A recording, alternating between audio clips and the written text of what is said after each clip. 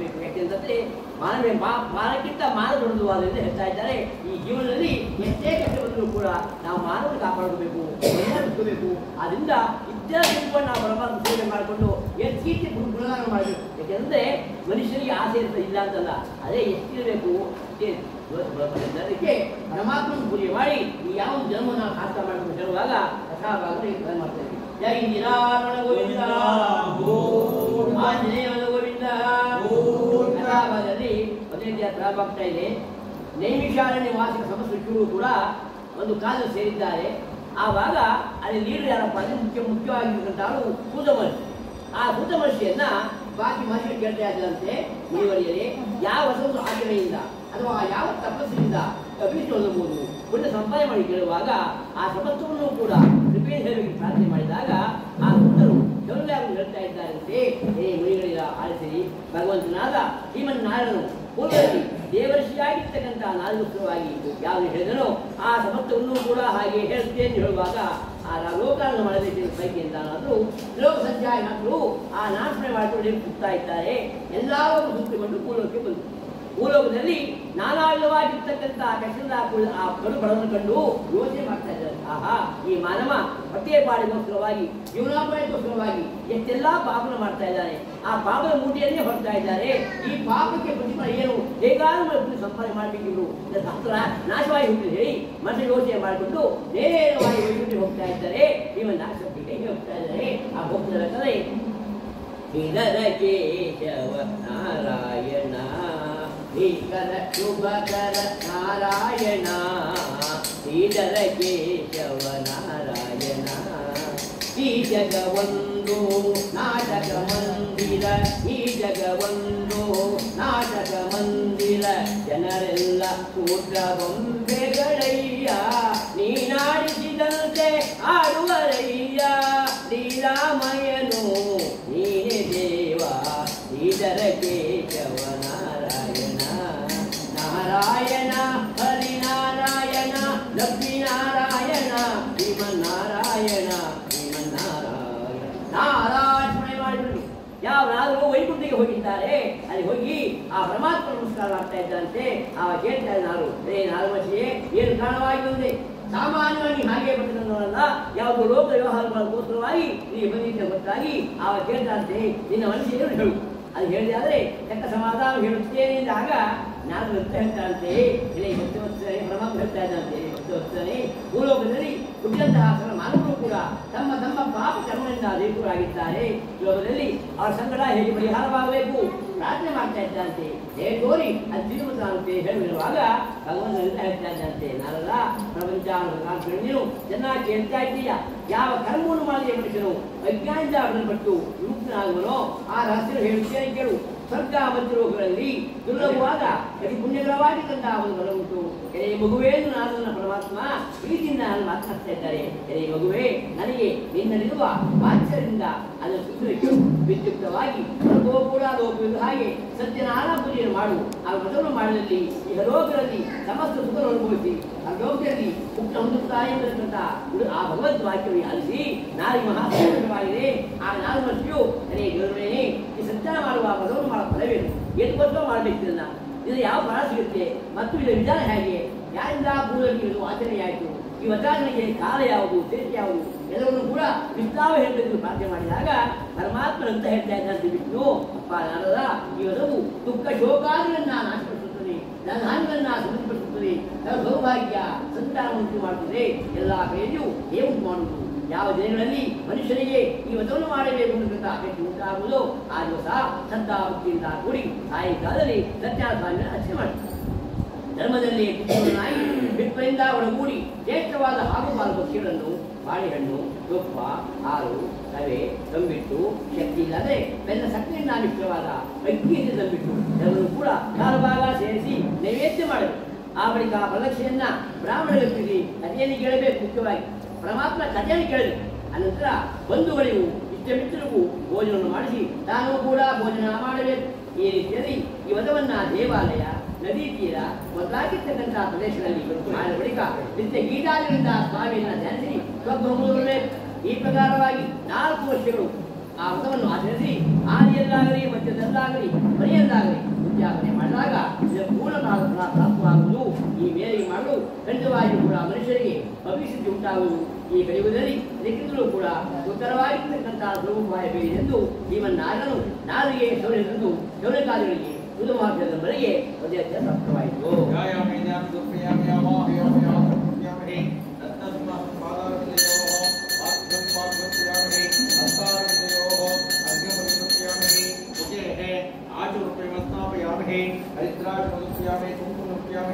पुष्पाणि पूजयामहे केशवाय नारायणाय माधवाय महागोविंदाय महाविष्णवे नमः मधुसूदनाय मातृत्वाय वामनाय महाश्रीधराय वर्षे केशव रुद्राम दामोदरम संकृष्णाय समस्तं व्याप्रे कसे कृष्णाय नमः दूरसहतुरैक्यं तं रूपमा ग्रापयामहे शाकुन्दोत्तरं चञ्चमनोहरं शिलापरिपूर्णोयं कृष्णाम् आग्रे रूपमा ग्रापयामहे नैवेद्यं प्रथमदर्शः नैवेद्यं समर्पयामहे हिरण्यगर्भः पुष्पाः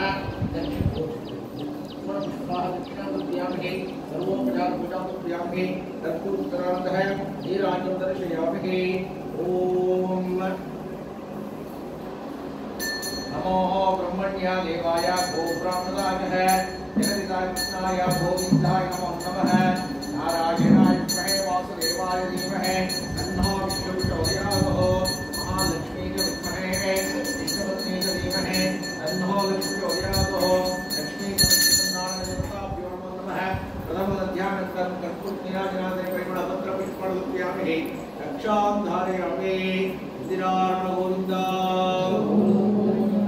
ಎರಡನೇ ಅಧ್ಯಾಯ ಪ್ರಾರಂಭವಾಗ್ತಾ ಇದೆ.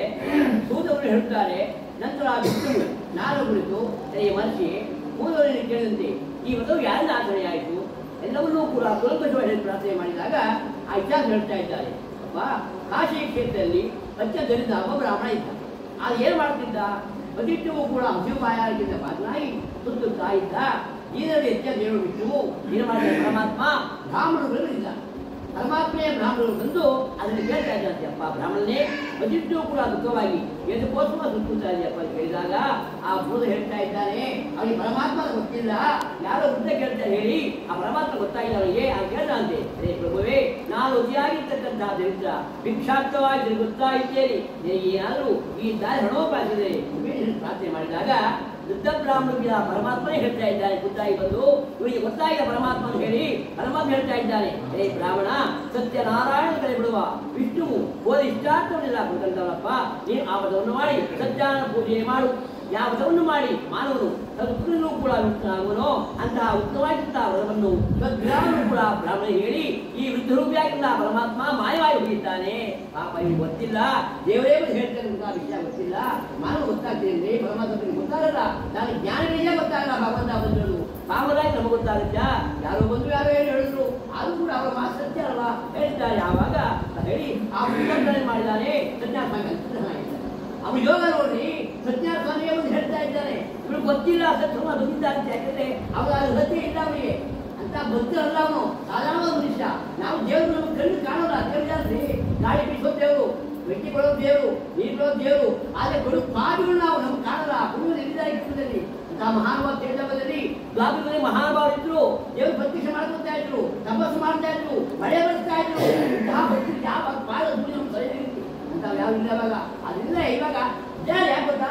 ಸ್ವಲ್ಪ ಸ್ವಲ್ಪ ಮಳೆ ಆಗ್ತಾ ಇದೆ. ಇವಾಗ ಸ್ವಲ್ಪ ಬಾರಿ ಓಡ ಆಗಿದ್ರು. ಯಾಕೆ ಇದ್ದಾರೆ 10%. ಅವ್ರು 90% ಎಬವ್ ಇದ್ರು. ಇವಾಗ ಬಿಲೋ 10% ಬಂದರು. ಆದ್ರಿಂದ ಗೊತ್ತಿದ್ದಾರೆ. ಇಲ್ಲದೆ ಹೋಗಿ ಮಳೆ ಬಾಡಿ ಏನೂ ಆಗಲ್ಲ. ಅವರ ಪ್ರಭಾವದಿಂದ ಮರೆಯಾಗಿದ್ದಾರೆ. ಕಾಣ್ತಾರೆ ಪಾಪಿಟ್ಟು ನಾವು ಬುದ್ಧಿವಂತರಲ್ಲ. ಆದರೂ ಕೂಡ ಪರಮಾತ್ಮನೇ ಬಂದು ಭಕ್ತಿಗೆ ಬೋಧನೆ ಮಾಡ್ತಾ ಹೇಳ್ತಾ ಇದ್ದಾನೆ. ಅವರ ಆಸೆ ಕೇಳಿ ಹೊರಟು ಹೋಗಿದ್ದಾನೆ.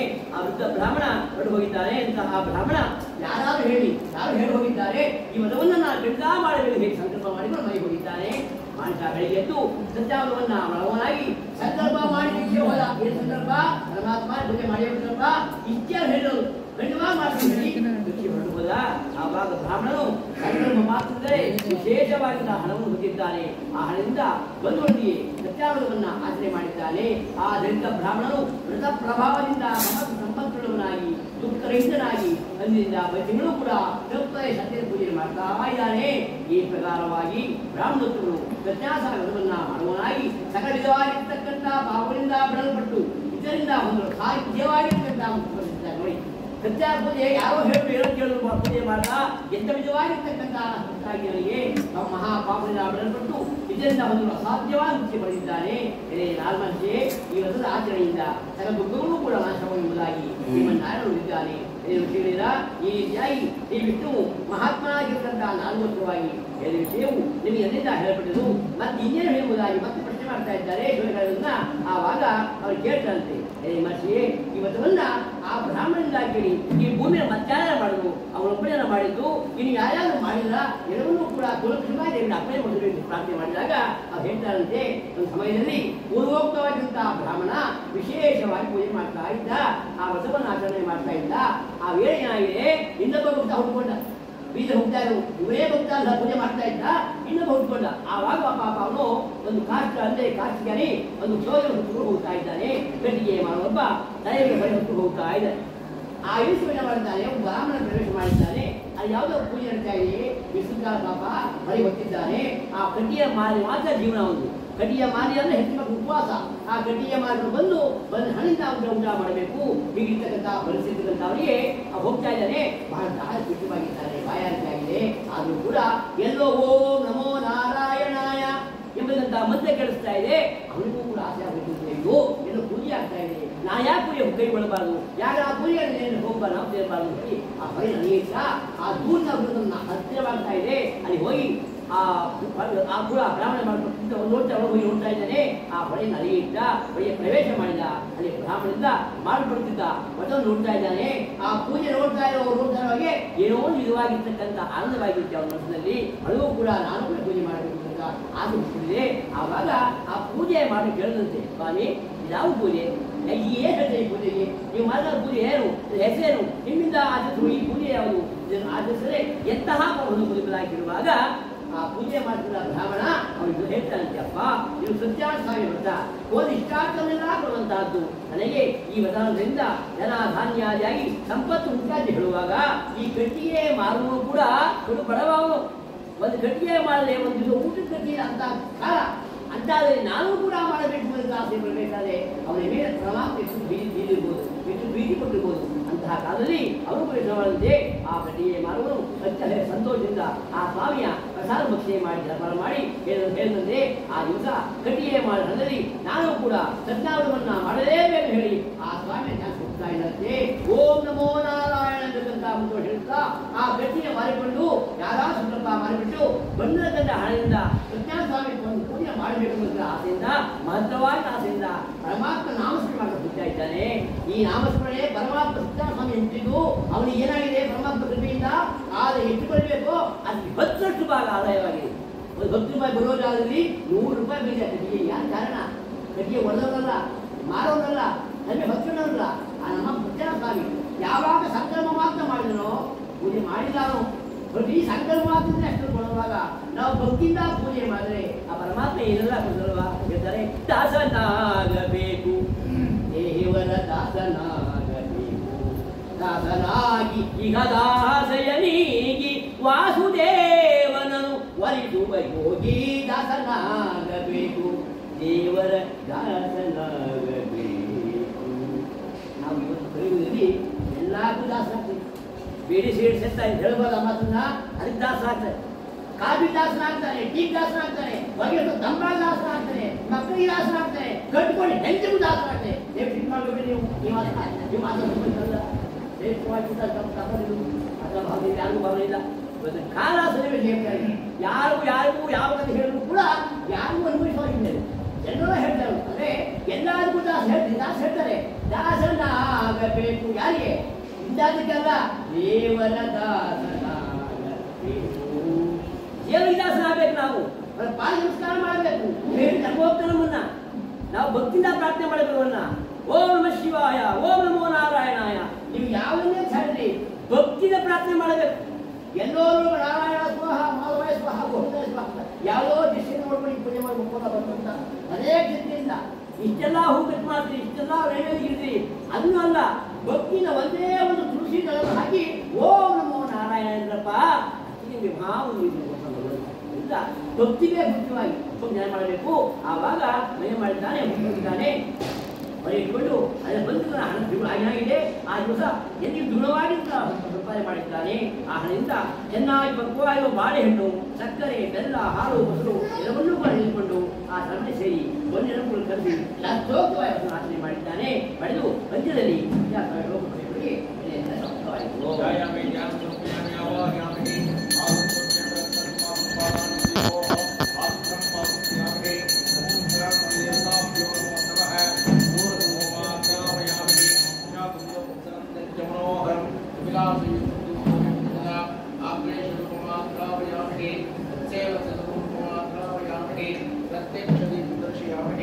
नैवेद्यं विश्वामुखे विलोदकः गायत्रत्वत्तेनोद्यामहे अमृतोत्सवो अमृतमः स्वाहा ओम ओम स्वाहा ओम स्वाहा ओम नमः सत्यं सत्यं आरे गणे विद्युत्यामहे नमः ओम सर्वोत्तरामहे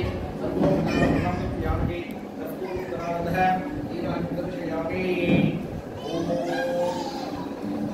शान्ताकारं वजनजयनं पद्मनाभं जयन्ती विश्वाधारं जगत्सदृशमेकवर्णशान्तं लक्ष्मीकान्तं कमलनयनयोगिध्यायवन्त्यं वन्दे विष्णुगोपयहं सर्वलोकैकनाथं नारायणाय विद्महे वासुदेवाय धीमहि तन्नो विष्णुः सर्वपुत्रज्ञानाग्रे परिमलपत्रः पुष्पाणि समर्पयामि रक्षां धारयामि नमस्करोमि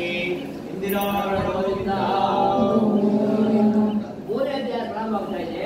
ಕೂತವರು ಹೇಳುತ್ತಾರೆ, ಮುನಿಶೇಷರೇ ಪುನಃ ಶ್ರೀ ಸತ್ಯಾನ ಮಹಾತ್ಮೆ ಹೇಳ್ತೇನೆ ಕೇಳುವುದಾಗಿ. ಪೂರ್ವದಲ್ಲಿ ಶುಲ್ಕಮುಖ ಎಂಬತಕ್ಕಂಥ ರಾಜ ಇದ್ದ. ಹೇಗಪ್ಪ ಇದ್ದವನು? ಜಿತೇಂದ್ರನಾಯಿತು, ಸತ್ಯವಾದಿಯಾಯಿತು, ಒಳ್ಳೆ ಬುದ್ಧಿಶಾಲಿಯಾದ ಕೂಡ ದೇವಾಲಯಕ್ಕೆ ಹೋಗಿ ದೇವರಾರಾಧನೆ ಮಾಡಿ ಬ್ರಾಹ್ಮಣರಿಗೆ ತೋರಿಸಿಕೊಡುತ್ತಾ ಇದ್ದ. ಆ ಸಮಯದಲ್ಲಿ ಆತ ಪತ್ನಿ ಭದ್ರಸೇನೆಯು ಸಂಯುಕ್ತರಾಗಿ ನದಿ ತೀರದಲ್ಲಿ ಸತ್ಯಾಸ್ವಾಮಿ ಪೂಜೆ ಮಾಡ್ತಾ ಇದ್ದಾಳೆ. ಆ ಸಮಯ ಏನಾಗಿದೆ, ಅಲ್ಲಿ ಒಬ್ಬ ಭಕ್ತ ಬಂದಿದ್ದಾನೆ ವ್ಯಾಪಾರಗೋಸ್ಕರವಾಗಿ. ಅದು ನಾವೇ ನಡೆಸಿ ರಾಜಸ್ಥಾನತೆ ಒಂದು ಹೇಳ್ತಾ ಇದ್ದಂತೆ, ವ್ರತವನ್ನು ಮಾಡಿ ಅವನು ಕಂಡು ವಿನಯದಿಂದ ಕೈಗಳು ಕೇಳ್ತಾ ಇದ್ದಂತೆ, ಎಲೆ ರಾಜನೇ ಭಕ್ತಿಯಿಂದ ಮನಶುದ್ಧಿಯಿಂದ ಏನು ಮಾಡ್ತಾ ಇದ್ದೀಯಾ? ಎಲೆ ರಾಜನೇ ಹೇಳ್ತಾ ಇದ್ದಂತೆ. ಆವಾಗ ಸುತ್ತಾಸಕ್ತರಾನು ತನ್ನ ಇಷ್ಟಾಪೂರ್ವ ಸತ್ಯಾಸುರ ಪೂಜೆ ಮಾಡ್ತಾ ಇರುವಾಗ ಅದು ಹೇಳ್ತಾಂತೆ, ಎಲೆ ರಾಜನೇ ನನಗೂ ಕೂಡ ಸಂತಾನದ ಕಾರಣ ಈ ಮತ ಪ್ರಭಾವದಿಂದ ನಿತ್ಯವಾಗಿಯೂ ಕೂಡ ಸಂತಾನ ಉಂಟಾಗುವುದೆಂದು ನಾನು ನಂಬಿದ್ದೇನೆ. ಆದ್ದರಿಂದ ಈ ಮತ ವಿಧಾನವನ್ನ ನನಗೂ ಹೇಳಿಕೊಡು, ನಾನು ಕೂಡ ಪೂಜೆ ಮಾಡಿ ನನಗೂ ಸಂತಾನವಾಗುವಾಗಿ ಮಾಡಿಕೊಡುತ್ತೇನೆ ಹೇಳುವಾಗ ಆ ರಾಜನಿಂದ ಆ ವಿಧಾನ ತಿಳಿದುಕೊಂಡು ವ್ಯಾಪಾರ ತಿರುಗಿ ಸಂತೋಷದಿಂದ ಮನೆ ಸೇರಿದ್ದಾನೆ. ಸ್ವಂತ ಫಲವಾಗಿತ್ತು ಅಂತ ಈ ಮಹಾತ್ಮೆಯನ್ನು ಎಲ್ಲವನ್ನೂ ಕೂಡ ಸರಿ ಹೇಳಿದ್ದಾಳೆ. ಆವಾಗ ಯೋಚನೆ ಮಾಡಿದಂತೆ ನಮಗೆ ಸಂತಾನ ಪ್ರಾಪ್ತಿ ಆದಾಗ ಇವನ್ನು ಮಾಡಲಿಕ್ಕೆ ಮಾಡಲು ಹೀಗೆ ಕಾಲ ಕಳೆದ ತಿಂಗಳಾಗಿ ವರ್ಷವಾಯಿತು. ಒಂದು ಸತ್ಯನಾರಾಯಣ ಸ್ವಾಮಿ ಹೀಗಿರುವಾಗ ಒಂದು ಋತುಕಾಲರಾಗಿ ಲೀಲಾವತಿಯು ಪತಿಯೊಡನೆ ಅನುಕೂಲಗೊಂಡಿರುವಾಗ ಸತ್ಯನಾರಾಯಣ ಸ್ವಾಮಿಯ ಪ್ರಭಾವದಿಂದ ಅದನ್ನ ಆಶೀರ್ವಾದದಿಂದ ಬಹುಕಾಲ ಸಂತಾನದಿಂದ ಪರಮಾತ್ಮ ಕೃಪೆಯಿಂದ ಆ ಮಹಾತಾಯಿ ಆ ರಾಜನಿಂದಲೇ ಗರ್ಭವನ್ನು ಧರಿಸಿ 10ನೇ ತಿಂಗಳಲ್ಲಿ ಬುದ್ಧಿಗಾರ್ಥ ಪಡೆದಿದ್ದಾಳೆ. ಶುಕ್ರ ಚಂದ್ರೋಪಾದಿಯಲ್ಲಿ ಆ ಕನ್ಯಾಮಣಿ ಜನರು ಬೆಳೀತಾ ಇದ್ದಾಳೆ. ಹಲವು ನಾಮಗಳನ್ನು ಕೂಡ ಮಾಡಿದ್ದಾರೆ. ಆವಾಗ ಪರಮಾತ್ಮ ಹೇಳ್ತಾ ಇದ್ದಾನೆ ಹೆಂಡತಿ ಆದರೂ ಕೂಡ ಅವರಿಗೆ ದೊಡ್ಡವಳಾಗಿದ್ದಾಳೆ ಮಗಳು. ಆ ಮಹಾನುಭಾವ ಆ ಒಂದು ಮತವನ್ನು ಮಾಡಿ ಮನಸ್ಸೇ ಕೊಡಲಿಲ್ಲ. ಆ ಯಾವಾಗ ಸಂತಾನವಾಗುವ ಮಾತನ್ನು ಮರೆತುಬಿಟ್ಟ, ಪರಮಾತ್ಮ ಮತವನ್ನು ಕೈಬಿಟ್ಬಿಟ್ಟ. ಆವಾಗ ಹೆಂಡತಿ ಮಹಾಬುದ್ಧಿವಂತೆ. ಆವಾಗ ಹೆಂಡತಿ ಕೇಳ್ತಾ ಇದ್ದಂತೆ, ಸ್ವಾಮಿ ಪೂರ್ವದಲ್ಲಿ ನೀವು ಸಂಕಲ್ಪ ಮಾಡಿದ ಆ ಮತವನ್ನು ಇನ್ನೂ ಹೆಚ್ಚಕ್ಕಾಗಿ ಮಾಡಿರುವಾಗ ಆ ಮತ ಏನ್ ಮಾಡ್ತೇವೆ ಮತ ಮಾಡಬೇಕಾದ್ರೆ ಅವನು ಏನ್ ಮಾಡ್ದ ಅನ್ನುವಾಗ ವರ್ತಕನು ಮಗಳ ವಿವಾಹಕಾಲದಲ್ಲಿ ಮಾಡುತ್ತೇನೆ ಮತ್ತೆ ಸಮಾಧಾನ ಪಡಿಸಿ ವ್ಯಾಪಾರಕ್ಕೆ ಹೊರಟೇ ಹೋದ. ಹೊಸ ನಿತ್ಯ ಹೋಯಿತು. ಆವಾಗ ಒಂದು ವಿವಾಹ ಶುಭ ಆಯಿತು. ಅದನ್ನು ನೋಡಿ ಆ ಒಂದು ಸಂತೋಷದಿಂದ ಶುಭ ಮುಹೂರ್ತದಲ್ಲಿ ವಿವಾಹವನ್ನೂ ಕೂಡ ಮಾಡಿದ. ಎಲ್ಲವನ್ನೂ ಕೂಡ ಕಾರ್ಯಗಳು ಅವನು ಆದರೂ ಕೂಡ ವಿವಾಹ ಮಗು ಬೆಳೀತು, ದೊಡ್ಡವಳಾಯಿತು, ಮಗು ಮದುವೆ ಆಯಿತು. ಆದರೂ ಕೂಡ ಯಾವ ಮಹಾನುಭಾವ ಈ ಒಂದು ವ್ರತವನ್ನು ಮಾಡಲೇ ಇಲ್ಲ. ಯಾವಾಗ ವ್ರತವನ್ನು ಮಾಡಲಿಲ್ಲ ಮಹಾಸ್ವಾಮಿ ಸತ್ಯಸ್ವಾಮಿ ಮಹಾಕೋಪಗೊಂಡಿದ್ದಾನೆ. ಜನವನಿಂದ ಕೂಡ ಆ ವ್ರತವನ್ನು ವಿವಾಹ ಕಾಲದಲ್ಲಿಯೂ ತನ್ನ ಯಾವ ವ್ರತವನ್ನು ಮಾಡಲಿಲ್ಲ. ಇದರ ಸ್ವಾಮಿಗೆ ಅವನ ಮಹಾಕೋನ ಉಂಟಾಯಿತು. ಆ ಬಳಿಕ ವ್ಯಾಪಾರದಲ್ಲಿ ಬುದ್ಧಿಶಾಲಿಯಾಗಿ ಆ ವ್ರತಗಳು ಕಾರಣದಿಂದಲೂ ಸ್ವತಂತ್ರ ಮಹಿಳೆಯನ್ನು ಒಳಗೂಡಿ ವ್ಯಾಪಾರ ಲಾಭವಾಗಿ ವ್ಯಾಪಾರ ಮಾಡ್ತಾ ಇದ್ದಾನೆ. ಅಲ್ಲಿ ನೋಡ್ತಾ ಇದ್ದಾನೆ. ಆ ಚಂದಗಿರಿ ಎಂಬತಕ್ಕಂಥ ರಾಜಮಂದಿರ ಹೋಗಬೇಕಾದ್ರೆ ಆ ಕಾಲದಲ್ಲಿ ಮಾಡಿ ಬದಿಯ ಮರದ ಆ ವಚನ ನೋಡಿ ಸತ್ಯನಾರಾಯಣ ಸ್ವಾಮಿಯು ಆ ನೋಡಿ ಏನ್ ಮಾಡ್ತಾ ಇದ್ದಾರೆ, ಎಲೈ ನನಗೆ ರೈತರು ಅಶಕ್ಯವಾದ ದುಃಖ ಉಂಟಾಗ ಶಾಪ ಕೊಟ್ಟಿಲ್ಲ. ಯಾವಾಗ ಪೂಜೆ ಮಾಡಿರುವೋ ಜಿಪುಣಾಯಮನು ಸಯ್ಯಾಶಾಸ್ತ್ರಿ ಅಂತ ಹೇಳಿ ಒಂದು ಶಾಪ ಕೊಟ್ಟಿದ್ದಾರೆ. ನಿನಗೆ ದುಃಖ ಉಂಟಾಗಬೇಕು. ಅದೇ ಸಮಯದಲ್ಲಿ ಕಳ್ಳರು ರಾಜಮನೆಗೆ ಹೋಗ್ತಾ ಇದ್ದಾರೆ. ಆವಾಗ ರಾಜಮನರು ಕಣ್ಣು ಹುಡುಕುತ್ತಾ ಕಂಡು ಈ ನಿಜವಾಗಿದ್ದಲ್ಲ ಕಳ್ಳರು ಆ ದವಿನ ಅನೇಕ ಹುಡಿ ಹೋಗಿದ್ದಾರೆ. ಆಗ ರಾಜಮನರು ಆ ವಸ್ತ್ರ ಬಿಟ್ಟು ಈ ವಸ್ತ್ರ ಬರ್ತಾ ಇದ್ದಲ್ಲ ಅವರ ಬಳಿಸಿದಂತ ಅದನ್ನು ಕಂಡು ಓಹೋ ಇವರೇ ಚೋರರು ಇವರೇ ಕಣ್ಣು ಹೇಳಿ ಅದರಿಂದ ಕಟ್ಟಿ ಶಿಕ್ಷೆಯನ್ನು ಸಂತೋಷದಿಂದ ಹೇಳ್ತಾ ಹೋಗ್ತಾ ಇದ್ದಾರೆ. ಇವರಿಗೆ ವಿಚಾರಿಸಿ ಶಿಕ್ಷೆ ಕೊಡಬೇಕು ಹೇಳುವಾಗ ಬಳಿಕ ಆ ವಸ್ತ್ರಗಳು ಕೇಳ್ತಾ ಇದ್ದಾರೆ, ಸ್ವಾಮಿ ನಾವು ಕಳ್ಳರಲ್ಲ, ನಾವು ವಿಚಾರ ಮಾಡಿದಾಗ ನಾವು ಕಳ್ಳ ಎಷ್ಟೇ ಹೇಳಲು ಕೂಡ ಪರಮಾತ್ಮ ಹೋಗಕ್ಕೆ ತುರ್ತಾಗಿದ್ದಾರೆ ಇವರು, ಅದರಿಂದ ನಿಜವಾಗಿದ್ದ ಕಡಿಯುವುದು ಹೇಳಿ ಅದಲ್ಲದೆ ಸ್ವಾಮಿ ಶಾಪದಿಂದ ಅವರ ಮನೆಗಳಲ್ಲಿ ಹೆಂಗಸರಿಗೆ ಹೆಸರು ಉಂಟಾಯಿತು. ಮನೆಯಲ್ಲಿದ್ದ ಗವಿಯರು ಕೂಡ ಕಳ್ಳರ ಪಾಲಾಯಿತು. ಈ ಯಾವ ಸ್ವಾಮಿಯ ಒಂದು ಕೋಪದಿಂದ ಅವರಿಗೆ ಅಂತಹ ಶಾಪ ಉಂಟಾಗಿದೆ. ಆದಿ ವ್ಯಾಧಿಗಳು ಬಾಯಾಗಿದ್ದರು ಅನ್ನಾಕಾಂಕ್ಷೆಗಳಾಗಿ ಮಕ್ಕಳ ಭಾರ್ಯರು ಆಹಾರಕ್ಕಾಗಿ ಸುತ್ತಾ ಇದ್ದಾರೆ, ಮನೆ ಸುತ್ತಾ ಇದ್ದಾರೆ. ಒಂದಿನ ಕರಾವತಿಯು ಒಂದಿನ ಬಾಧೆಯಿಂದ ಒಬ್ಬ ಬ್ರಾಹ್ಮಣನ ಬಳಿ ಬಂದು ಅಲ್ಲಿ ಸತ್ಯನಾರಾಯಣ ಮೊದಲು ಮಾಡುತ್ತಿದ್ದ ಅವರನ್ನು ನೋಡಿ ಪೂಜೆ ಆಗುವ ನೀರಿದ್ದು ಸ್ವಾಮಿ ಹಸಿಕೊಂಡು ಪ್ರಸಾದ ಭಕ್ಷಣೆ ಮಾಡಿ ರಾತ್ರಿ ಹೇಳಿದ್ದಾಳೆ. ಆವಾಗ ತಾಯಿ ಕಲಾವತಿ ಬಳಿ ಹೇಳ್ತಾಳಂತೆ, ಅಮ್ಮ ಮಗಳೇ ರಾತ್ರಿ ಎಲ್ಲಿದ್ದೆ, ನಿನ್ನ ಮನಸ್ಸಿಗೂ ಏನು ಹೇಳುವಾಗ ಆ ಕಲಾವತಿ ಹೇಳ್ತಾನೆ, ಅಮ್ಮ ಒಬ್ಬ ಬ್ರಾಹ್ಮಣನು ತನ್ನ ಮನೆಯಲ್ಲಿ ಇಷ್ಟಾದರೂ ಉಂಟು ಮಾಡುವ ಸತ್ಯಾವರವನ್ನ ಮಾಡುತ್ತಾ ಇದ್ದನು.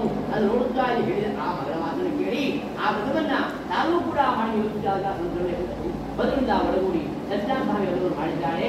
ಮಾಡಿ ಹೇಳ್ತಾಳಂತೆ, ಅದೇ ಸ್ವಾಮಿಯೇ ನನ್ನ ಪತಿಯ ಅಪರಾಧ ಕ್ಷಮಿಸು, ಇದುವರೆಗೂ ಅವರು ವ್ರತವನ್ನು ಮಾಡಲಿಲ್ಲ, ತಪ್ಪು ಮಾಡಿದ್ದಾನೆ, ಅವನು ಯಾಕೆ ಶಿಕ್ಷೆ ಕೊಡ್ತಾ ಇದೆಯಾ, ಈ ಶಿಕ್ಷೆ ಕೊಡಬೇಡ, ನನ್ನ ಗೋಸ್ಕರವಾಗಿ ಅವರು ಕ್ಷಮಿಸಿ ಹೇಳಿ ಅವರು ಒಡೆಯರು ಜಾಗ್ರತೆಯಾಗಿ ಕ್ಷೇಮವಾಗಿ ಹಿಂದಿರುವಂತೆ ಅನುಗ್ರಹ ಮಾಡಿ ಪ್ರಾರ್ಥನೆ ಮಾಡಿಕೊಂಡಾಗ ಆ ಪರಮಾತ್ಮ ಆ ಹೆಣ್ಮಳವ ಯಾವ ಒಂದು ಬಂದು ಭಕ್ತ ಸಂತೋಷಮುಕ್ತ ಮಾಡಿ ಪ್ರಸನ್ನನಾಗಿ ಸಂತುಷ್ಟನಾಗಿ ಸತ್ಯನಾರಾಯಣ ಸ್ವಾಮಿಯು ಚಂದಕ್ಕೆ ರಾಜ ಹೇಳ್ತಾ ಇದ್ದಾನೆ, ರಾಜ ನಾಳೆ ಪ್ರಾತಃ ಕಾಲದಲ್ಲಿ ನೀನು ಬಂದಿರ್ತಂತ ಅವರು ಗುರುಗಳು ನಿಜವಾದ ಕಳ್ಳರಲ್ಲ, ಅವರು ನನ್ನ ಗೋಪಿ ಸುತ್ತಾಗಿ ಅವರಿಗೆ ಪ್ರಾಪ್ತವಾಗಿದೆ. ಆದ್ದರಿಂದ ಮಾನೇಶ್ವ ರಾಜನು ಸಿಂಹಾಸನರಾಗಿ ಸಭಾಗಿ ಹೇಳ್ತಾ ಇದ್ದೀನಿ ತಪ್ಪನ್ನು ಹೇಳಿ ಬಂದಿರ್ತಕ್ಕಂಥ ವರ್ತಕರನ್ನ ಬಿಡುಗಡೆ ಮಾಡಿ ಬಿಡಿಸಿದ್ದಾರೆ.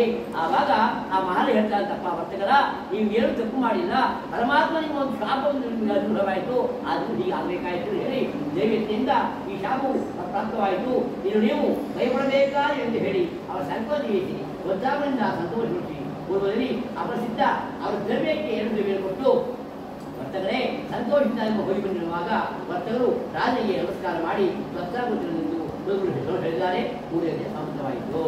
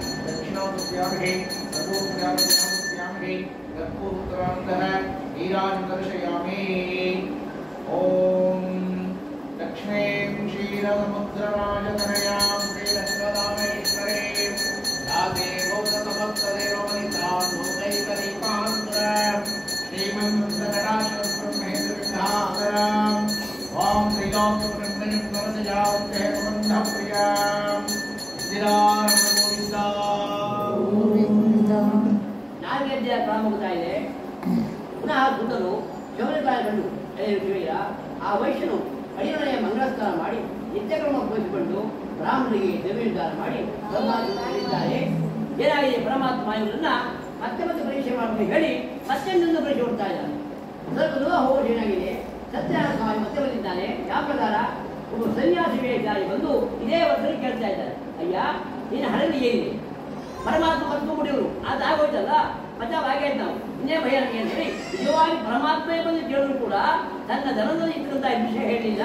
ದೇವರು ಕೇಳ್ತಾ ಇದ್ದಾರೆ, ಸ್ವಾಮಿ ಸನ್ಯಾಸಿ ಆಗಿದ್ದು ನೀನು ಹಳೆಯಲ್ಲಿ ಏನಿದೆ.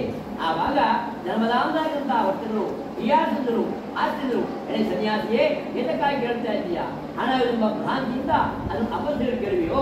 ಇಲ್ಲ ಇಲ್ಲ, ನಮ್ಮ ಹಣೆಯಲ್ಲಿ ಎರೆಬಳ್ಳಿ ಮಾತ್ರ ಇದೆ, ಮತ್ತೇನು ವಿಧಗಳು ಹೇಳಿ ಸುಳ್ಳು ಹೇಳ್ತಾ ಇದೆ ಪರಮಾತ್ಮ ಹತ್ರ. ಆವಾಗ ಪರಮಾತ್ಮ ಯೋಚನೆ ಮಾಡ್ತಾರೆ ಸತ್ಯನಾರಾಯಣ ಸ್ವಾಮಿ, ಈ ರೀತಿಯಾಗಿ ಸತ್ಯವಾಗಿ ಕೇಳಿ ಸ್ವಾಮಿಯು ನಿಮ್ಮ ಮಾತು ಯಥಾರ್ಥವಾಗಲಿ, ಹಾಗೆ ಆಗಲಿ ಹೇಳುವಾಗ ಹೇಳಿ ಹೊರಟೋಗಿದ್ದಾರೆ. ವರ್ತಕರು ಸ್ವಲ್ಪ ದೂರ ಪ್ರಯಾಣ ಮಾಡಿ ಸಮುದ್ರದಲ್ಲಿ ಸೇರಿದ ಮೇಲೆ ನಿತ್ಯ ಕಳವಳಿಸಿಕೊಂಡು ಪುನಃ ಹಾಡುತ್ತಿ ಹೋಗ್ತಾ ಇದ್ದಾರೆ. ಅಲ್ಲಿರುವ ಎಲೆ ಬಳಿಯ ಗಡ್ಡು ಮುಚ್ಚಾಗಿಟ್ಟಿದ್ದಾರೆ. ಏನ್ ಹೇಳಿದ? ದ್ರವ್ಯಬಲವನ್ನು ಕೂಡ ಸುಳ್ಳಾಗಿ ಹೇಳ್ತಾ ಇದ್ದಾನೆ. ಸ್ವಾಮಿ, ಅದು ದ್ರವ್ಯವಲ್ಲ, ಬರೀ ತಪ್ಪು ಸರಿ ಹೇಳುವಾಗ ಪರಮಾತ್ಮ ಏನ್ ಮಾಡಿದ? ಹೌದಾ, ಹಾಗೆ ಆಗ ನಿಮ್ಮ ಮಾತೇಳಿ ಅದೇ ಪ್ರಕಾರ ಹಾಕಿಟ್ಟಿದ್ದಾರೆ. ದ್ರವ್ಯಬಲವೂ ಕೂಡ ಮಾಯವಾಗಿದೆ. ಆ ಹಳೆಯಲ್ಲಿ ಬರೀ ಎಲೆ ಪ್ರಮುಖ ಮಾಹಿತಿ. ಆವಾಗ ಹಾಗೆ ಮಾಯವಾಗಿ ಹೋಗಿದ್ದಾನೆ, ದುಃಖಾಕ್ರಾಂತ ಬಿದ್ದಿದ್ದಾನೆ. ಆವಾಗ ಪುನಃ ಎಚ್ಚೆತ್ತವನಾಗಿ ದ್ರವ್ಯ ಹೋದು ಕುರಿತ ಅಪರಾಧ ಮಾಡ್ತಿರುವ ಆ ಮಾವನ ಕಂಡು ಬಳಿಯ ಹೇಳ್ತಾನಂತೆ, ಮಾವ ಏತಕ್ಕೋಸ್ಕರ ಆ ಸನ್ಯಾಸದಿಂದ ಶಾಪ ಬರಲ್ಪಡಿತು, ಅದರಿಂದ ಹೈಗಾಯಿತು. ನಾವೇನ್ ಮಾಡ್ಬೇಕು ಇವಾಗ?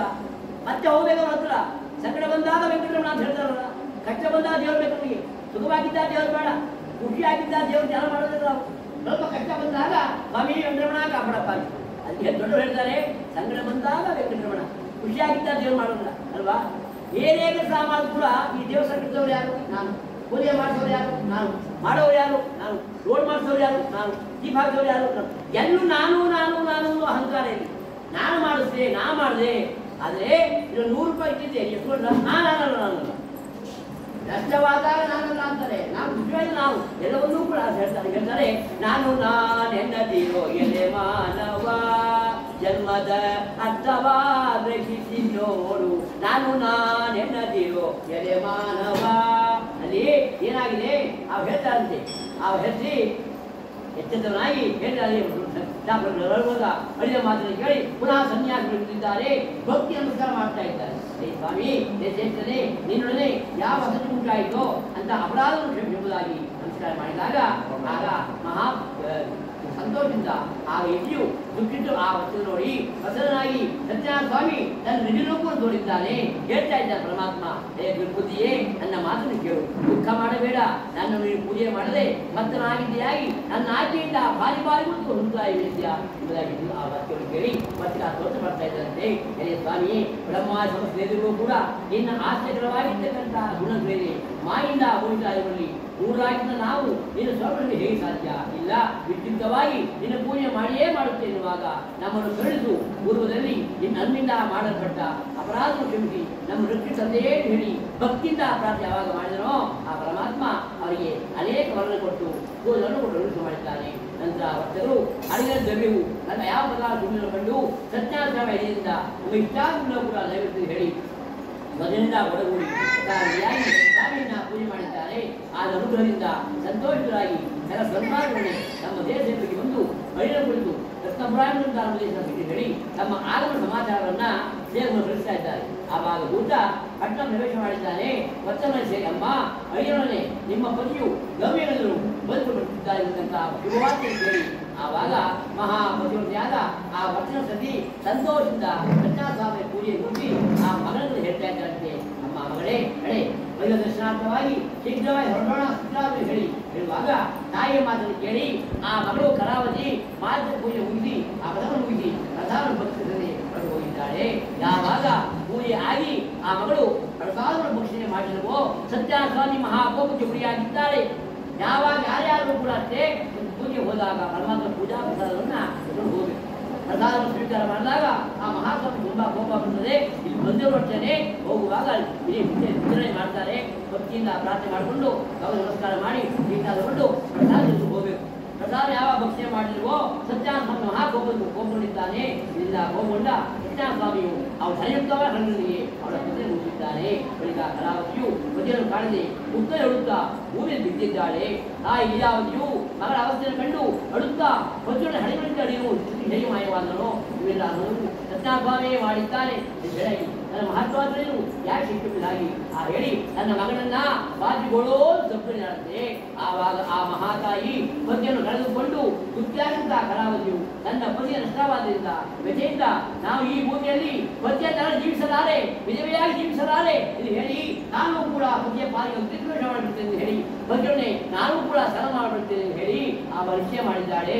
ಆ ಮಗಳ ಕಷ್ಟವನ್ನು ನೋಡುವನಾಗಿ ಆ ವೈಶ್ಯನು ಆ ಪತ್ನಿಯು ಶೋಕದ ಸುತ್ತರಾಗಿ ಆಲೋಚನೆ ಮಾಡುತ್ತಾ, ಆಹಾ, ಈ ಹಡಗು ಪರಿಚಯವಾಯಿತು, ಸತ್ಯನಾರಾಯಣೇ ಮಾಡಿದ್ದಾನೆ, ಅಥವಾ ನಾನು ಸತ್ಯನಾರಾಯಣ ದೇವರ ಮಾಯಾ ಪಾಶಿಂದ ಭ್ರಾಂತ ಎಂದು ಹೇಳಿ ಇದು ಯಾವುದೂ ಹೇಳಿ ಯೋಚನೆ ಮಾಡಿ ಎಲ್ಲರ ಸಮಕ್ಷಮದಲ್ಲಿ ನಾನು ಆಪತ್ ಬಾಂಧವನಾದ ಸತ್ಯನಾರಾಯಣ ಪೂಜೆ ಮಾಡಿಯೇ ಮಾಡುತ್ತೇನೆ. ಹೀಗೆ ಪ್ರಾರ್ಥನಾ ವಚನ ಹೇಳಿ ಸತ್ಯನಾರಾಯಣಿಗೆ ಭೂಮಿಯ ದೀರ್ಘವಾಗಿ ನಮಸ್ಕಾರ ಮಾಡಿದ್ದಾನೆ.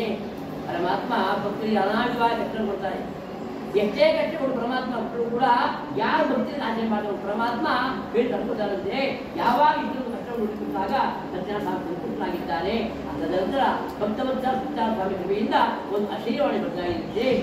ವೈಶ್ಯನೇ, ನಿನ್ನ ಮಗಳು ಪ್ರಸಾದವನ್ನು ತ್ಯಾಗ ಮಾಡಿ ತನ್ನ ಪತಿಯನ್ನ ನೋಡಿ ಬಂದಿದ್ದರಿಂದ ಆಜ್ಞೆ ಪತಿ ನಿಶ್ಚಯವಾಗಿ ಓದಿಸಿದ್ದಾನೆ. ಏನು ಮಾಡಬೇಕು ಇವಾಗ? ಇಲ್ಲ. ಇದಕ್ಕೋಸ್ಕರವಾಗಿ ಮನೆಗೆ ಹೋಗಿ ಸ್ವಲ್ಪಾದರೂ ಕೂಡ ಪ್ರಸಾದ ಭಕ್ಷಣೆ ಮಾಡಿದರೆ ಆವಾಗ ಪತಿಯನ್ನು ಖಂಡಿತವಾಗಿ ಕೂಡ ಹೊಂದುತ್ತಾಳೆ ಅಂತ ಆ ಕೇಳಿ ಆ ಮಹಾತಾಯಿ ನೇರವಾಗಿ ಮನೆಗೆ ಹೋಗಿದ್ದಾಳೆ. ಪರಮಾತ್ಮ ಪ್ರಸಾದವನ್ನು ಸ್ವೀಕರಣೆ ಮಾಡಿದ್ದಾಳೆ. ನೋಡಿ ಪರಮಾತ್ಮ ಆಗಿದೆ. ಯಾವಾಗ ಪ್ರಸಾದ ಭಕ್ಷಣೆ ಆಯಿತೋ ಥಟ್ಟ ಪ್ರತ್ಯಕ್ಷ ಆಗಿದ್ದಾನೆ ಪತಿರಾಯ. ಪ್ರಸಾದ ಯಾವ ಹೊಟ್ಟೆ ಪ್ರವೇಶ ಮಾಡಿತೋ ಪರಮಾತ್ಮ ಕೃಪೆಯಿಂದ ಆ ಎಲ್ಲಿಯೋ ಉಳಿದು ಹೋಗಿದ್ದಂತಹ ಪತಿ ತಟ್ಟ ಪ್ರತ್ಯಕ್ಷರಾಗಿರ್ತಾರೆ. ಆವಾಗ ಅಲ್ಲಿ ಪತಿಯನ್ನು ಕಂಡು ಕರಾವಳಿಯು ಆನಂದವಾಗಿರುತ್ತೆ. ಆವಾಗ ಹೇಳ್ತಾರೆ, ತಂದೆಯೇ ಸರಿ ಮನೆಗೆ ಹೋಗೋಣ, ನಮಗೆ ಏರಿಕೆ ಮಾಡುತ್ತಿರುವಾಗ ಮಗಳ ಮಾತಿನಿಂದ ಆ ವೈಶ್ಯನಿಗೆ ಸಂತೋಷ ಉಂಟಾಯಿತು. ಅನಂತರ ಯಥಾವಿಧಿಯಿಂದ ಸತ್ಯನಾರಾಯಣ ಪೂಜೆಯನ್ನು ಮಾಡಿದ್ದಾರೆ. ಮತ್ತು ಪ್ರತಿ ಮಾಸದಲ್ಲಿಯೂ ಕೂಡ ಪೂರ್ಣಿಮಾ ಸಂಕ್ರಾಂತಿ ಅವಶ್ಯಕಾಲದಲ್ಲಿ ಸತ್ಯನಾರಾಯಣ ಪೂಜೆಯನ್ನು ಮಾಡುವನಾಗಿದ್ದಾನೆ. ಈ ಪ್ರಕಾರವಾಗಿ ಅವರು ವಿಯುಕ್ತ ಸತ್ಯನಾರಾಯಣವನ್ನು ಆಚರಣೆ ಮಾಡಿ ಮತ್ತು ಲೋಕದಲ್ಲಿ ಸಕಲ ಸುಖವನ್ನು ಮೋದಿ ನಂತರ ಸತ್ಯವನ್ನು ಎಂಬುದಾಗಿ ಪುರಾಣಿಕರು ಜನರಿಗೆ ಹೇಳಿದವರಿಗೆ ನಾನಿಂದ ಸಮಾಪ್ತವಾಯಿತು.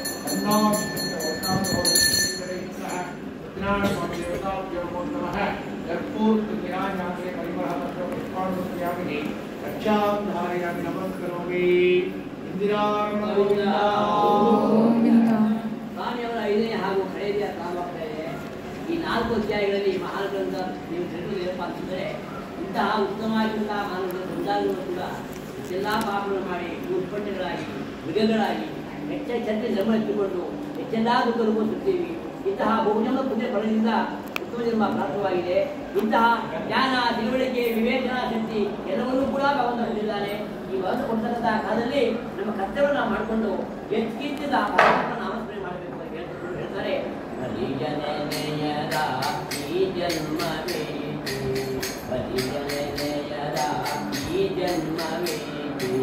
ಹರಿಯ ಕೊಂಡಾಡದ ನಾಲಿಗೆ ತಾನೇ, ಹರಿಯ ಕೊಂಡಾಡದ ನಾಲಿಗೆ ತಾನೇ, ಹರಿಯ ನೆನೆಯದ ಈ ಜನ್ಮವೇಕೆ, ವೇದವನೋದದ ವಿಪ್ರತನೇಕೆ, ವೇದವನೋದದ ವಿಪ್ರತನೇಕೆ, ಆದರರಿಯದ ಶಕ್ತಿಯನೇಕೆ, ಕ್ರೋಧವ ಬಿಡದ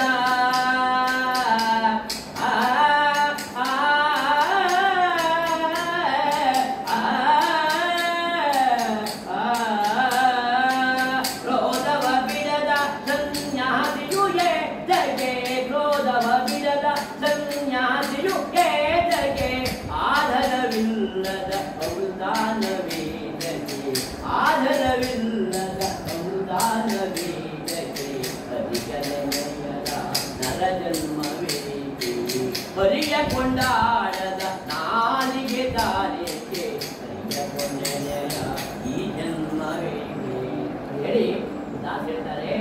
ಆದ್ದರಿಂದ ಇಂತಹ ಕೈಕಾಲು ದೇಹ ಕಣ್ಣು ಬಾಯಿ ಮೂಗು ಕಿವಿ ಎಲ್ಲವನ್ನೂ ಕೂಡ ಭಗವಂತ ಕೊಟ್ಟಿದ್ದಾನೆ. ವಿಶೇಷವಾಗಿ ಮನುಷ್ಯನಿಗೆ ಯಾವ ಪ್ರಾಣಿಗಳಿಂದ ಮಾತನಾಡುವ ಶಕ್ತಿ ಕೊಟ್ಟಿದ್ದಾನೆ. ಇಂಥದ್ದು ಬೇಕು, ಇಂಥದ್ದು ಬೇಡ, ನಮ್ಮ ಹೊಟ್ಟೆ ತುಂಬ ಊಟ ಬೇಕು, ತಿಂಡಿ ಬೇಕು, ನಿದ್ದೆ ಬೇಕು, ಹಣ ಬೇಕು, ಏನು ಬೇಕಂತ ಕೇಳಿದ್ರೆ ಬಾಯಲ್ಲಿ ಕೇಳಬೇಕು. ಹೌದಿಲ್ವಾ? ಬೇರೆ ಮೂಕ ಪ್ರಾಣಿ ಈ ಸುಖ ಇದೆಯಾ? ಇಂತಹ ಸುಖ ಯಾರಿಗೂ ಯಾರಿಗಿಲ್ಲ. ಅಂತಹದ್ರಲ್ಲಿ ಇಂತಹ ಧರ್ಮಾತ್ಮ ಪರಮಾತ್ಮನಿಗೆ ನಾವು ಸಾವಿರ ಬಾರಿ ನಮಸ್ಕಾರ ಮಾಡಿ ಇರ್ತಕ್ಕಂತಹ ಜಲ್ಪಾವಸರದಲ್ಲಿ ಆ ಪರಮಾತ್ಮ ನಾಮಸ್ಕಾರ ಮಾಡಿ ಜನ್ಮ ಸಾಧನೆ ಮಾಡಬಹುದು. ಇವಾಗ ಪರಮಾತ್ಮನ ಕಥೆಯ 5ನೇ ಹಾಗೂ ಕಡೆಯ ಅಧ್ಯಾಯ ಪ್ರಾರಂಭವಾಗ್ತಾ ಇದೆ. ಭೂತ ಪುರಾಣಿಕರು ಮತ್ತೆ ಹೇಳುತ್ತಾರೆ, ಕೇಳಿ ನಾನು ನಿಮಗೆ ಎರಡನೇ ಸಲ ಇನ್ನೊಂದು ಇತಿಹಾಸ ಹೇಳುತ್ತೇನೆ. ಪೂರ್ವದಲ್ಲಿ ಅಂಗದುರ್ಯ ಎಂಬತಕ್ಕಂಥ ರಾಜ ಸನ್ಯಾಸಿ ಮತ್ತು ಒಂದು ಪ್ರಸಾದವನ್ನು ತ್ಯಾಗ ಮಾಡಿದ್ರಿಂದ ಮದಿಯಾಗಿರ್ತಕ್ಕಂಥ ದುಃಖ ಹೊಂದಿದ. ಆಗ ಒಂದಿನ ಅರಣ್ಯದಲ್ಲಿ ಭೇಟಿಯಾಡುತ್ತಾ ಇವರನ್ನು ಸಂಹಾರ ಮಾಡಿ ಒಂದು ದಿನ ಅರಣ್ಯದಲ್ಲಿ ಸಮೀಪವಾಗಿದ್ದಂತಹ ಒಂದು ವಟವೃಕ್ಷವನ್ನು ನಿಂತಿದ್ದಾನೆ. ಅದು ಏನಾಗಿದೆ, ಗೋಪಾಲಕರು ನಮ್ಮ ಬಂಧುವಿನಿಂದ ಕೂಡಿ ಸಂತೋಷರಾದವರಾಗಿ ಭಕ್ತಿಯಿಂದ ಅಂತರದಿಂದ ಸತ್ಯಾಪೂಜೆ ಮಾಡಿದ್ದಾರೆ. ಆದರೆ ಅವನ ಕರೆದು ರಾಜರು ಹೋಗಲೇ ಇಲ್ಲ. ಕಾಲ ಕಾಲದಲ್ಲಿ ಕೂತ್ಕೊಂಡ್ಬಿಟ್ಟ. ಮಹಾರಾಜ ಅಲ್ವ ಅವನು. ಯಾರ ಕರೆದು ಕೂಡ ಸತ್ಯಾಪ ನಮಸ್ಕಾರವನ್ನು ಕೂಡ ಮಾಡಲಿಲ್ಲ. ಆದರೂ ಕೂಡ ಪೂಜೆ ಆದ ಬಳಿಕ ಅಲ್ಲಿದ್ದಂತಹ ಆ ಯಾವ ಮಂದಿಗಳು ಹೋಗಿ ಆ ಸತ್ಯಾಪ ಪ್ರಸಾದ ಹೋಗ್ತಾ ಇದ್ದಾರೆ. ಆದರೂ ಕೂಡ ಪ್ರಸಾದವನ್ನ ರಾಜರು ಅಹಂಕಾರದಿಂದ ಆ ಪ್ರಸಾದವನ್ನು ಪರಿತ್ಯಾಗ ಮಾಡಿದ, ಸ್ವೀಕಾರ ಮಾಡಲಿಲ್ಲ. ಆವಾಗ ಪರಮಾತ್ಮನಿಗೆ ಮಹತ್ತರವಾದ ಕೋಪ ಬಂದಿತ್ತು. ಆವಾಗ ಅವರ ಶಾಪ ಕೊಟ್ಟಂತೆ ಆ ರಾಜನ 3 ಮಂದಿ ಮಕ್ಕಳು ಧನ ಧಾನ್ಯ ಮೊದಲ ಐಶ್ವರ್ಯ ಎಲ್ಲವೂ ಕೂಡ ನಾಶವಾಗಿ ಹೋಯಿತು. ಆಗ ರಾಜ ಯೋಚನೆ ಮಾಡಿದಂತೆ ಈ ಸಕಲವೂ ಕೂಡ ಸತ್ಯನಾರಾಯಣ ದೇವರ ಪ್ರಸಾದವನ್ನ ನಾನು ತಿರಸ್ಕಾರ ಮಾಡಿದೆ, ಪರಮಾತ್ಮ ನಮಸ್ಕಾರ ಮಾಡಲಿಲ್ಲ. ಆದ್ರಿಂದ ನನಗೆ ಹೀಗಾಗಿದೆ ಎಂಬತಕ್ಕಂತಹ ಜ್ಞಾನೋದಯವೂ ಕೂಡ ಆಗಿದೆ. ಏನು ಮಾಡ್ತಾರೆ ಅಂತ ಹೇಳಿ ಪಶ್ಚಾತ್ತಾಪ, ನಾವೇನೇ ತಪ್ಪು ಮಾಡೋದು ಕೂಡ ಯಾವ ಪಶ್ಚಾತ್ತಾಪ ಬರ್ತಾರೋ ಅದೇ ಸಮಾಧಾನ. ನಾವೇನೇ ತಪ್ಪು ಮಾಡೋದು ಕೂಡ ಪಶ್ಚಾತ್ತಾಪ ಬಿಟ್ಟರೆ ಅದನ್ನು ಈರಾಗಿಲ್ಲ. ಆವಾಗ ಪರಮಾತ್ಮ ಕೇಳ್ಕೊಳ್ತಾರಂತೆ. ಆವಾಗ ಈ ನಷ್ಟವಾಗಿದೆ ಹೇಳಿ ಆ ಯಾವ ಸತ್ಯಗಳ ಪೂಜೆ ಆಯಿತೋ ವಿಶೇಷವಾಗಿರ್ತಕ್ಕಂಥ ಭಕ್ತಿಯಿಂದ ಅಲ್ಲಿ ಹೋಗಿದ್ದಾನೆ. ಆ ಸ್ಥಳಕ್ಕೆ ಹೋಗಿ ಗೋಪಾಲಕನಾಗಿ ಭಕ್ತಿಯಾಗಿ ಸತ್ಯಾರ್ಥನಾಗಿ ಯಥಾವಿಧಿಯಿಂದ ತಾಯಿ ತಂದೆ ಸತ್ಯನಾರಾಯಣ ಪರಿಯದಲೆ ಕೈದ ಪರಾಧವನು ಮನ್ನಿಸೆನುದ. ಸ್ವಾಮಿ, ನಮ್ಮ ಸತ್ಯನಾರಾಯಣ ಸ್ವಾಮಿ ಬರೀದೇ ಮಾಡ ಅಪರಾಧಕ್ಕಾಗಿ ಕ್ಷಮೆ ಕೇಳ್ತಾ ಇದ್ದಾರಲ್ವಾ, ಕ್ಷಮಿಸುವ ಎಂಬುದಾಗಿ ಭಕ್ತಿಯಿಂದ ದೀರ್ಘವಾಗಿ ಯಾವ ನಮಸ್ಕಾರ ಮಾಡಿದನೋ ಭಕ್ತವತ್ಸರಾಗಿರ್ತಕ್ಕಂತಹ ಸತ್ಯನಾರಾಯಣ ಸ್ವಾಮಿ ಕಟ್ಟ ಪ್ರತ್ಯಕ್ಷರಾಗಿದ್ದಾರಂತೆ ಹೇಳ್ತಾ ಇದ್ದಾರಪ್ಪ. ಅಂತ ಯಾಕೆ ಹೇಳ್ತಾ ಇದೆಯಾ? ಏಳು ಮೇಲೆ ನೀನು ನಟನಾಗಿದ್ದೆ ಇವಾಗ, ನೀನು ಪ್ರೀತಿ ಪಾತ್ರವಾಗಿದ್ದೆ ಇವಾಗ, ನನ್ನ ಭಕ್ತ ಮಾಡ್ತಾ ಇದೆಯಲ್ವಾ, ಸಂಪೂರ್ಣವಾಗಿ ಭಕ್ತನಾಗಿದ್ದೆ ಹೇಳಿ ನೀನು ಅವಾಗ ಹೇಳ್ತಾ ಇದ್ದಂತೆ ಹೇಳಿ ಅಂತ ನಾನು ಸತ್ಯಾದೇವರ ಪ್ರಸಾದದಿಂದ ಧನ ಧಾನ್ಯ ಉದ್ದ ಎಲ್ಲರೂ ಕೂಡ ಹೊಂದವನಾಗಿ ಐಶ್ವರ್ಯ ಪುನಃ ಹೊಂದವನಾಗಿ ಈ ಲೋಕದಲ್ಲಿ ಸುಖವನ್ನು ಅನುಭವಿಸಿ ಅಂತೆಕಾಲ ಸಾಕಿದ್ದಾರೆ. ಈ ಪ್ರಕಾರವಾಗಿ ಪರಮ ದುರ್ಲಭವಾಗಿರ್ತಕ್ಕಂತಹ ಅಂಶವನ್ನ ಯಾರು ಮಾಡುತ್ತಾರೆಯೋ ಅವರಿಗೆ ಸತ್ಯಾದೇವರ ಪ್ರಸಾದದಿಂದ ಧನ ಧಾನ್ಯ ಮುಂತಾದ ಪ್ರಾಪ್ತವಾಗುತ್ತದೆ. ಯಾರು ದರಿದ್ರರಾಗಿರುತ್ತಾರೆಯೋ ಅವರಿಗೆ ಧನ ಪ್ರಾಪ್ತಿಯಾಗುತ್ತದೆ. ಆ ಎಲ್ಲಾ ಕಡೆಯಿಂದ ಮುಕ್ತನಾಗುತ್ತಾರೆ. ಯಾವ ಮನುಷ್ಯನು ಪ್ರತಿಯಾಗಿರ್ತಕ್ಕಂತಹ ಭಯ ಭೀತಿ ಹೊಂದಿರುತ್ತಾನೆಯೋ ಅವನು ಭಯದಿಂದ ಮುಕ್ತನಾಗುತ್ತಾರೆ. ಸತ್ಯನಾರಾಯಣ ಸ್ವಾಮಿ ಆಶೀರ್ವಾದದಿಂದ ಅವರುಗಳು ಲೋಕದಲ್ಲಿ ಸಂಪೂರ್ಣ ಸುಖವನ್ನು ಅನುಭವಿಸಿ ಅಂತ್ಯಕಾಲದಲ್ಲಿ ವೈಕುಂಠ ಹೊಂದುತ್ತಾರೆ. ಸತ್ಯವಾದ್ದು ಮತ್ತೆ ಸೂತ ಮಹಾನ್ ಹೇಳ್ತಾರೆ. ಈ ಪ್ರಕಾರವಾಗಿ ನಾನು ಸತ್ಯನಾರಾಯಣ ಒಂದು ಮತವನ್ನ ನಾನು ಹೆಣ ಮಾಡುತ್ತಿರುತ್ತೇನೆ. ಈ ಮತವನ್ನ ಮಾಡಿದ್ದಾದರೆ ಮನುಷ್ಯರು ಸಂಪೂರ್ಣ ಬುದ್ಧಿಯಿಂದ ಸತ್ಯವಾದ ಮುಕ್ತರಾಗುತ್ತಾರಪ್ಪ. ಕಲಿಯುಗದಲ್ಲಿ ಸತ್ಯನಾರಾಯಣ ಪೂಜೆಯು ವಿಶೇಷವಾಗಿ ಕೋಲು ಫಲವನ್ನ ಕೊಟ್ಟಂತಹದ್ದು. ಈ ಸತ್ಯನನ್ನ ಕೆಲವರು ಕಾಲದಲ್ಲಿ ಹೇಳುತ್ತಾರೆ, ಕೆಲವರು ಸತ್ಯದೇವರು ಹೇಳುತ್ತಾರೆ. ಹೀಗೆ ನಾನಾ ಪ್ರಕಾರವಾಗಿರ್ತಕ್ಕಂತಹ ರೂಪಧಾರಣೆ ಮಾಡಿ ಕೆಲ ಸತ್ತಾಪದಿಂದ ಭಕ್ತರಿಗೆ ಕೊಟ್ಟಂತಾವೇ ಸತ್ಯನಾರಾಯಣ ಸ್ವಾಮಿ. ಹೀಗೆ ಸನಾತನವಾಗಿರ್ತಕ್ಕಂತಹ ಭಗವಂತ ಈ ಕಲಿಯುಗದಲ್ಲಿ ಸತ್ಯಾಗ್ರಹವನ್ನು ರಕ್ಷಿಸುತ್ತಾರೆ ಹೇಳುತ್ತಾರೆ. ಗುರುಗಳೇ, ಯಾರು ಸತ್ಯನಾರಾಯಣ ಸ್ವಾಮಿಯ ಈ ಸ್ವಾಮಿಯ ವ್ರತವನ್ನ ದಿನವೂ ಶ್ರವಣ ಮಾಡುತ್ತಾರೆಯೋ ಕೇಳುತ್ತಾರೆಯೋ ಅಥವಾ ಪಠಣ ಮಾಡುತ್ತಾರೆಯೋ ಹೇಳುತ್ತಾರೆಯೋ ಅವರ ಸಮಸ್ತ ದುಃಖವೂ ಕೂಡ ಸತ್ಯದೇವ ಪ್ರಸಾದದಿಂದ ಖಂಡಿತವಾಗಿಯೂ ಕೂಡ ನಾಶವನ್ನು ಯಾವತ್ತೂ ಕೂಡ ಮುಂದಿರುತ್ತಾರೆ. ಇದನ್ನು ಯಾವ ಸಂಶಯವಿರುವುದಾಗಿ ಬುದ್ಧ ಪುರಾಣಿಗಳು ಚಂದ್ರ ಬೆಳಗ್ಗೆ ಐದ ಬೆಳಗ್ಗೆ 5ನೇ ಹಾಗೂ ಕಡೆಯ ಸಮಾಪ್ತವಾಯಿತು. ನಿರಾರಮಣ ಗೋವಿಂದ ಗೋವಿಂದ ಗೋವಿಂದ ಗೋವಿಂದ ಪಾದಾರವಿಂದ ಗೋವಿಂದ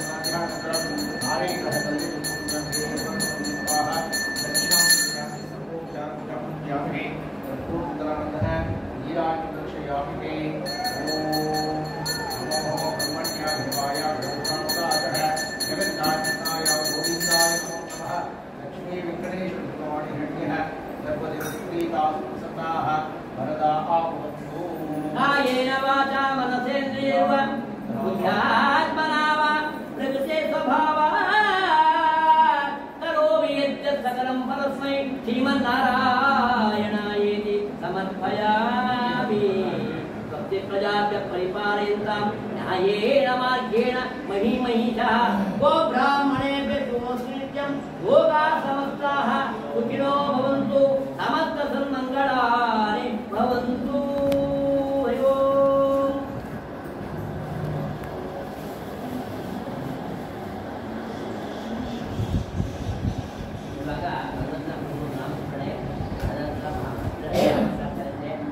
निलयं वैकुण्ठपुरवासं वेङ्कटाचलनिलयं वैकुण्ठपुरवासं पङ्कजनेत्रं परमपवित्रं पङ्कजनेत्रं परमपवित्रं जगुजगधर चिन्मयरूपं वेङ्कटाचलनिलयं वैकुण्ठपुरवासम् अम्बुजोद्भव विनुतं अगणित गुणनामं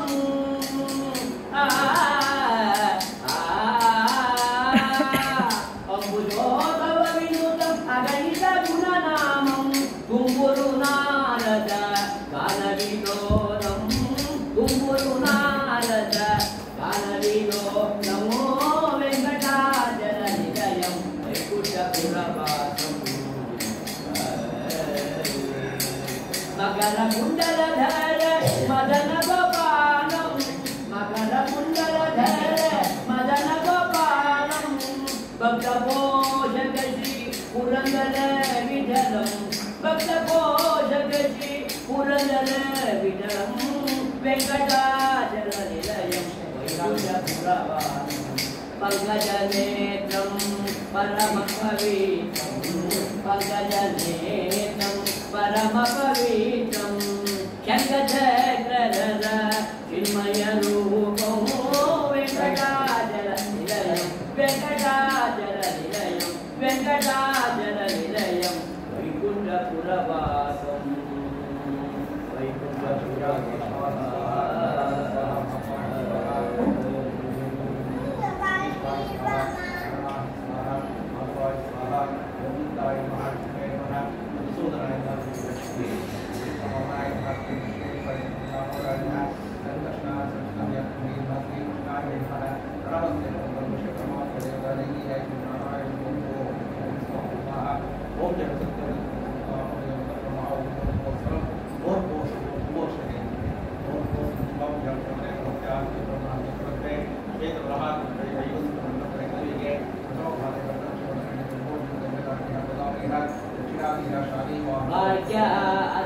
लक्ष्मी बारम्मा नम्मनि सौभाग्य लक्ष्मी बारम्मा नम्मनि सौभाग्य लक्ष्मी बारम्मा जय मेरु जय निपुज जय कालिनराधवतो वचन साधु पूजय वेळ वज्जिಗೆಯೊಳಗಿನ ಬೆಣ್ಣೆಯಂತೆ ಭಾಗ್ಯ लक्ष्मी बारम्मा नम्मनि सौभाग्य लक्ष्मी बारम्मा कनकवृष्टिया कलयुत बारे मनके मानव संप्रियकार इनकर ಕೋಟಿ ಸೇಗಲಿ ಒಳೆದು ಜನಕರಾಯನ ಕುಮಾರಿ ಭಾಗ್ಯ लक्ष्मी बारम्मा नम्मनि सौभाग्ಯ लक्ष्मी बारम्मा ಸಂಖ್ಯೆಯಿಲ್ಲದ ಭಾಗ್ಯವ ಕೊಟ್ಟು ಅಂಕಣ ಕೈಯ ತಿರುಗುತ್ತವ ಕುಂಕುಮಾಂಕಿತ ಪಂಕಜ ರೋಜ ವೆಂಕಟರಮಣನ ಚಿಂಕದ ರಾಣಿ ಭಾಗ್ಯ ಲಕ್ಷ್ಮೀ ಬಾರಮ್ಮ ನನ್ನಮ್ಮನಿ ಸೌಭಾಗ್ಯ ಲಕ್ಷ್ಮೀ ಬಾರಮ್ಮ ಅತ್ಯುತ್ತಗಲದ ಭಕ್ತರ ಮನೆಯ ನಿತ್ಯ ಮಹೋತ್ಸವ ನಿತ್ಯ ಸುಮಂಗ ಸತ್ಯವ ತೋರುತ್ತ ಸಾಧು ಸಜ್ಜ ಚಿತ್ತರಿ ಪಡೆಯುವ ಪುತ್ತರಿ ಭಾಗ್ಯ ಲಕ್ಷ್ಮೀ ಬಾರಮ್ಮ ನಮ್ಮಮ್ಮನಿ ಸೌಭಾಗ್ಯ ಲಕ್ಷ್ಮೀ ಬಾರಮ್ಮ ಸಕ್ಕರೆ ತುಪ್ಪ ಕಾಲು ಬೆಹರೆ ಶುಕ್ರವಾರದ ಊಟದ ವೇಳೆ ಅಕ್ಕರೆಯುಳ್ಳ ಅರಗಿರಿ ರಂಗ ದೊಕ್ಕ ಪುರಂದರ ವಿಠಲರ ರಾಣಿ ಭಾಗ್ಯ ಲಕ್ಷ್ಮೀ ಬಾರಮ್ಮ ನಮ್ಮಮ್ಮನಿ ಸೌಭಾಗ್ಯ ಭಾಗ್ಯ